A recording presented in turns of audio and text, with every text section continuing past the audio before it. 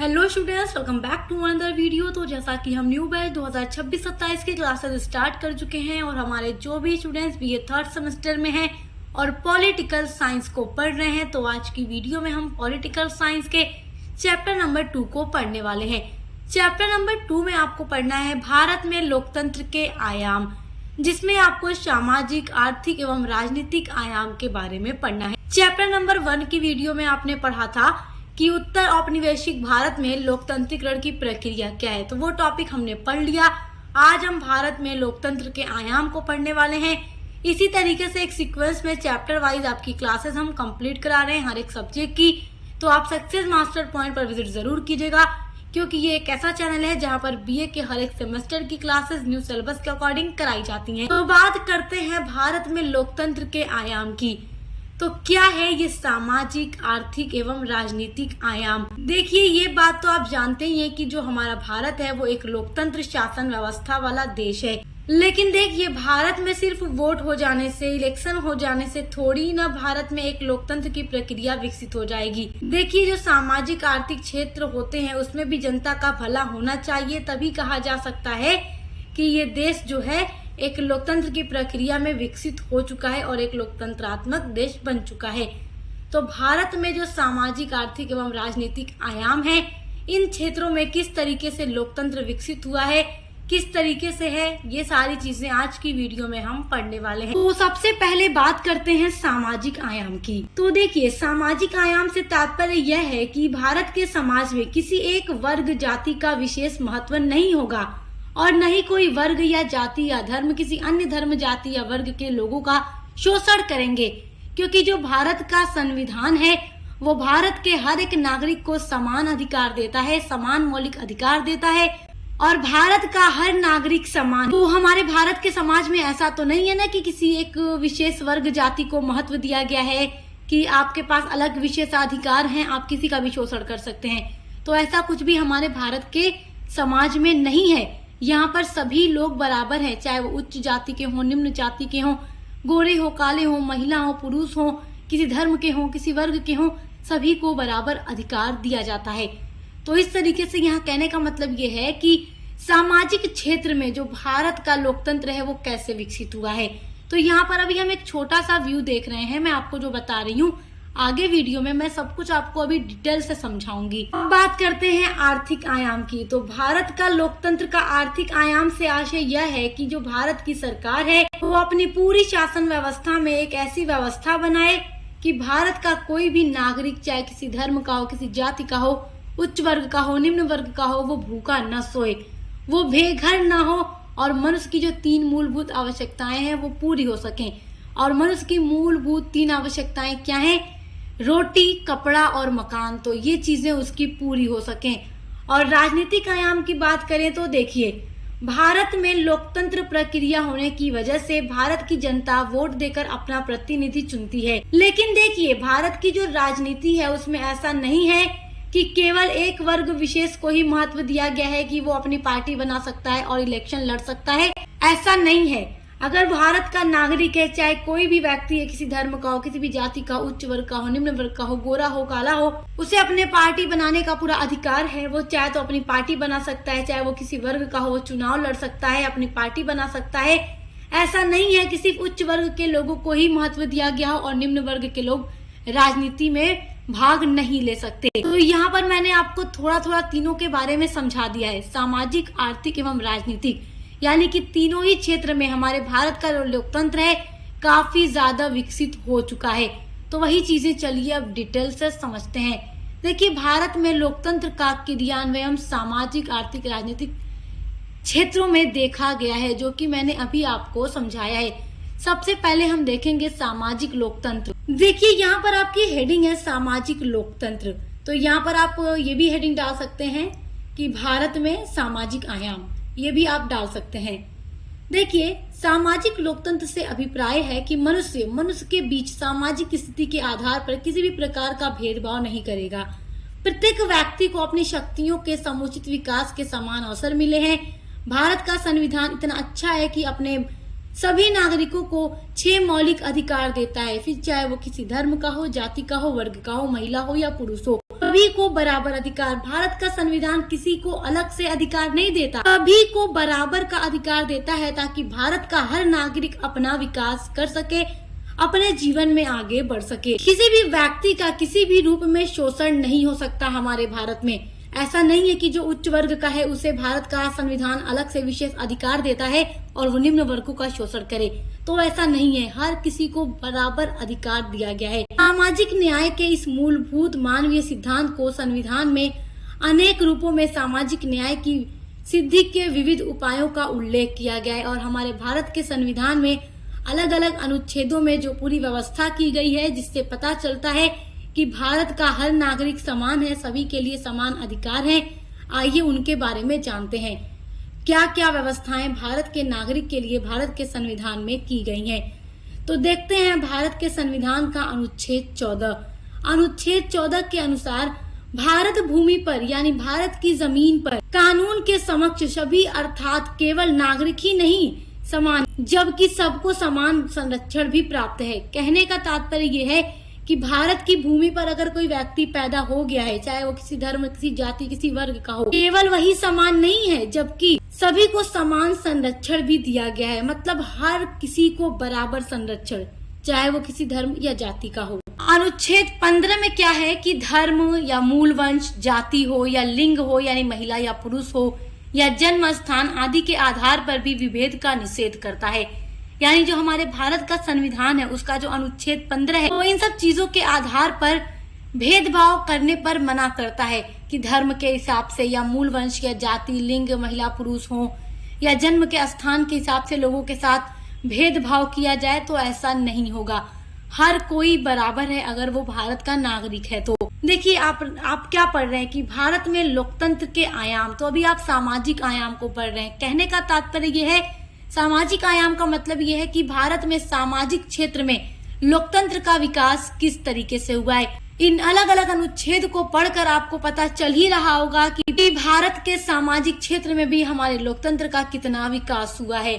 अनुच्छेद 16 के द्वारा देखिए क्या कहा जा रहा है। राज्याधीन पदों पर नियुक्तियों के संबंध में सब नागरिकों को अवसर की समता दी गई है। यानी कि जो राज्य के अंदर अलग अलग पोस्ट होती है, पद होते हैं, जो भी बड़े बड़े गवर्नमेंट जॉब होती है, तो उस पर नियुक्ति के लिए ऐसा नहीं है कि कोई उच्च वर्ग का है तो उसी को बस उस पद पर बैठाया जाएगा, उसी की नियुक्ति की जाएगी। जबकि भारत का कोई भी नागरिक है, किसी भी धर्म का हो, किसी भी जाति का हो, महिला हो या पुरुष हो, सभी के लिए बराबर अवसर प्रदान किए गए हैं। वो अपनी योग्यता का प्रयोग करके उस पोस्ट तक पहुंच सकता है। ऐसा नहीं है कि आप निम्न वर्ग के हैं तो आप उस पोस्ट पर नहीं जा सकते, वो आपके लिए नहीं है, वो सिर्फ उच्च वर्गों के लिए है। तो ऐसा कुछ भी हमारे भारत के अंदर नहीं है। अनुच्छेद 29 और 30 के अंतर्गत अल्पसंख्यकों के शिक्षा और संस्कृति संबंधी हितों तथा अधिकारों के संरक्षण की व्यवस्था भी की गई है। हमारे भारत में जो भी अल्पसंख्यक हैं, तो हमारे भारत का जो संविधान है उसके अंदर जो अनुच्छेद 29 और 30 है वो ये बात कहता है कि अल्पसंख्यकों की शिक्षा के लिए और उनकी संस्कृति संबंधी सुधार के लिए उन्हें अलग अलग अधिकार और संरक्षण की भी पूरी व्यवस्था की गई है ताकि उनका भी विकास किया जा सके। अब देखिए अनुच्छेद 44 के अनुसार नागरिकों के लिए समान व्यवहार संहिता की भी पूरी व्यवस्था है। यानी कि भारत का जो संविधान है उसके अनुसार भारत के हर नागरिक के लिए वो समान व्यवहार करेगा।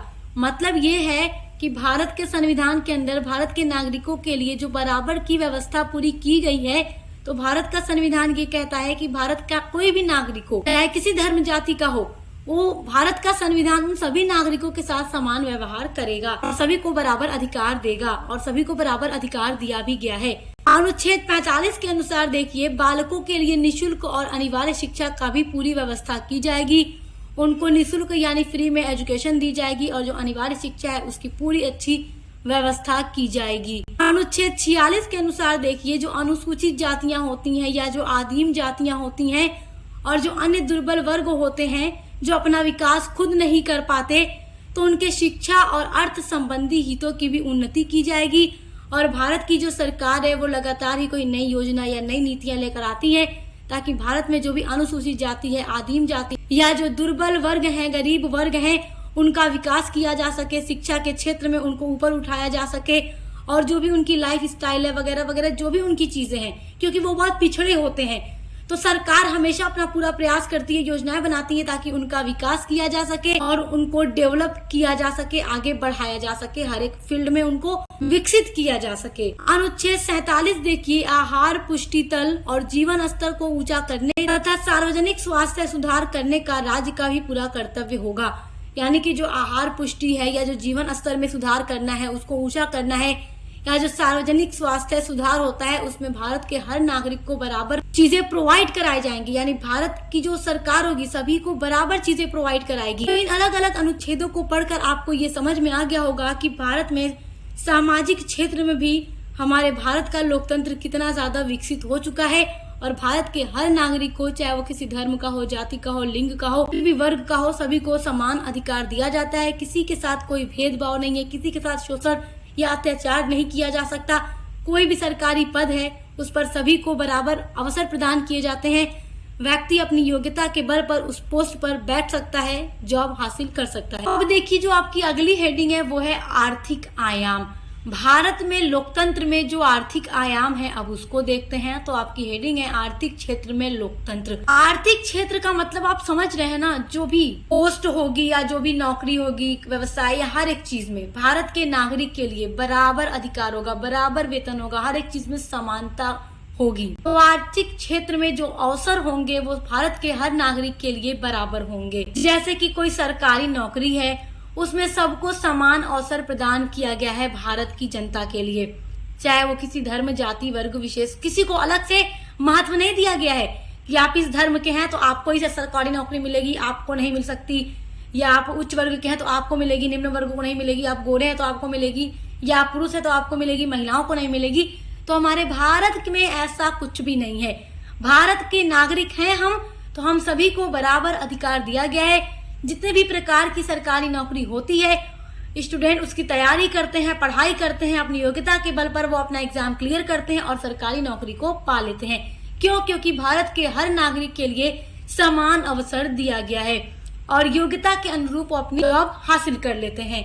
तो इसमें कोई भी भेदभाव नहीं किया जाता, किसी भी नागरिक के साथ अन्याय नहीं किया जाता। उसके अलावा चाहे स्त्री हो या पुरुष हो, अगर कोई काम कर रहे हैं तो सभी को एक काम के बदले बराबर सैलरी दी जाती है। ऐसा नहीं है हमारे भारत के अंदर कि अगर कोई काम पुरुष कर रहा है तो उसको उसके लिए अलग सैलरी दी जाए और अगर वो काम महिला कर रही है तो उसी काम के लिए महिलाओं को कम सैलरी दी जाए। ऐसा पहले के टाइम में, बहुत पहले के टाइम में होता था कि महिलाओं को उसी काम के लिए कम पेमेंट दी जाती थी और पुरुषों को ज्यादा।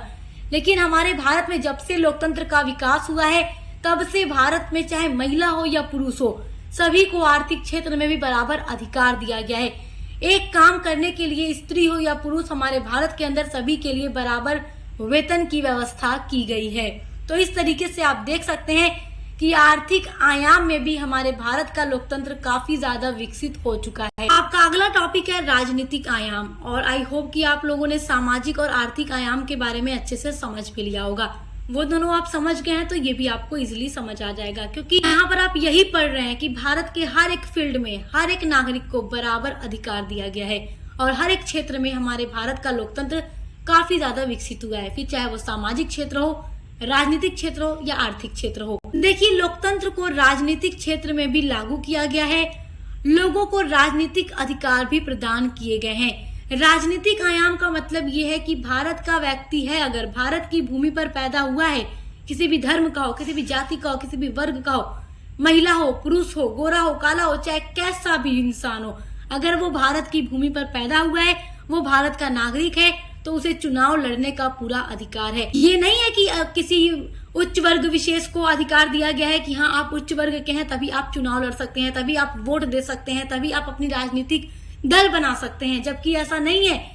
भारत के नागरिक को पूरा अधिकार है कि वो चुनाव लड़ सकता है, किसी भी क्षेत्र से वो उठ सकता है और अपनी पार्टी भी बना सकता है, और साथ ही साथ वोट देने का भी अधिकार भारत के हर नागरिक को दिया गया है। ऐसा नहीं है कि अमीर जो है वही वोट देंगे, गरीब नागरिक को वोट देने का अधिकार नहीं है। उच्च वर्ग के हैं तभी वोट देंगे, निम्न वर्ग को वोट देने का अधिकार नहीं है। किसी भी चीज में हमारे भारत के अंदर भेदभाव नहीं किया गया है।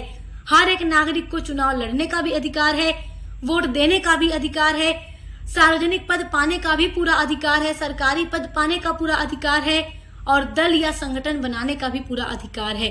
तो इस तरीके से आप देख सकते हैं, सामाजिक हो, आर्थिक क्षेत्र हो या राजनीतिक क्षेत्र हो, हर जगह पर जो हमारे भारत का लोकतंत्र है वो बहुत ज्यादा विकसित हो चुका है और भारत के हर नागरिक के लिए हर क्षेत्र में बराबर और समान व्यवस्था की गई है, चाहे फिर वो सामाजिक क्षेत्र में हो, आर्थिक क्षेत्र में हो या राजनीतिक क्षेत्र में हो।